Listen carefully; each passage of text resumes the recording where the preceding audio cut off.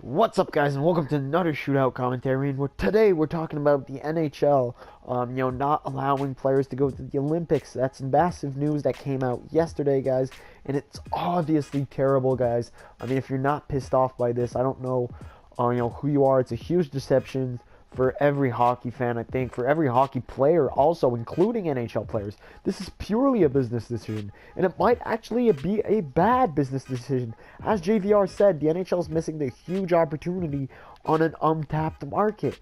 And if you look at it, guys, the NBA a few years ago wasn't that big in China, guys. Now the NBA is actually massive in China. They're making millions, if not billions, thanks to that market, guys. And, thanks to players like Yao Ming, who made basketball a really big thing over there. Kobe Bryant also, who was I don't know, they had kind of a cult following from China, guys. So, obviously, these fans came through Olympics, through, national events, guys. And unfortunately, the NHL is missing this opportunity. So I find that's pretty sad, guys. And really, here's another thing that's been brewing here. Alex Ovechkin has said that he is holding his position. He is still going to go, to the Olympics. So that's pretty harsh maybe for his teammates. And Holtby came out today. Yeah, he'd love to play in the Olympics, but he has a duty to his team, and he's going to stay with his team. I don't know if he's trying to send Ovi a message, but I just want to say to Alexander Ovechkin, you're the captain of this team. Your window is closing to win a cup. You're going out of your prime. Your team is getting older.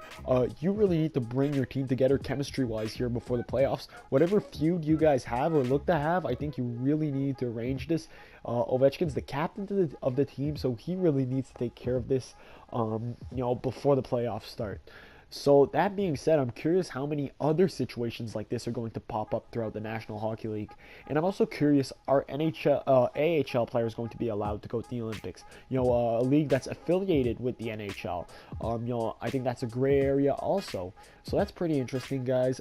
Maybe everybody that's on a one-way contract won't be allowed, plus two-way players that have played, more than 3 games in the NHL that season or something like that, or that are on an NHL roster. I'm pretty sure they're going to have very clear rules on who can go and who can't go.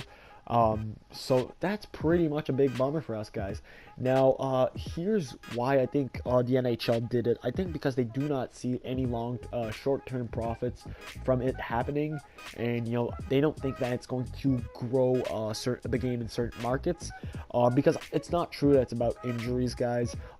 If it was, then why would they have had the World Cup before this season started? If injuries were a major issue for the Olympics, they would have been a major issue for that tournament also.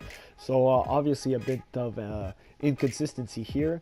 But that being said, guys, I want to pass on some questions to you guys. How disappointed are you with NHL players not going to the Olympics? I mean, I'm hugely disappointed. I expect Russia to purely dominate this tournament. I think we're going to see some really good hockey from European teams who have some really great leagues in Europe, in Sweden, and Scandinavia is really a strong place for hockey. So I think these guys are going to be competitive, but if you ask me, Russia is just going to dominate. They're going to have players like Datsuk, Kovalchuk, Ovechkin, who said who's going. I think Anton Belov, who also played for the Oilers before, is now in the KHL. And also CSKA Moscow just said they were making a push to bring back Mikhail Grigorenko, even though he's never played with the team, I think. Alexei Marchenko and Nikita Zaitsev. If they can bring back these 3 players, that's 3 more players that, they could put on the Olympic roster. And I get CSKA Moscow here. They're probably going to say, well, hey, if you come with us, you're going to be able to play in the Olympics and just come back to the NHL the year after. No big deal, right? So, I think Russia's going to dominate. And for me, that's really, pisses me off about the Olympic tournament. I'm probably going to watch a few games. I am going to watch Team Canada, even though I probably don't know like 50% of the players.